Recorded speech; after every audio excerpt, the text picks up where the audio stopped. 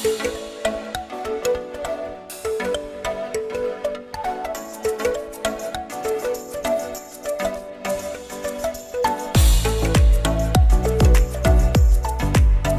ดีค่ะยินดีต้อนรับสู่อร่อยง่ายบายพี่สาวค่ะวันนี้พี่สาวจะชวนทำเมนูเครื่องดื่มจากไข่ขาว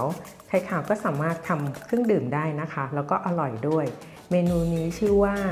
ไอซี่ไข่ขาวน้ำส้มเดี๋ยวเรามาลองทำกันเลยค่ะ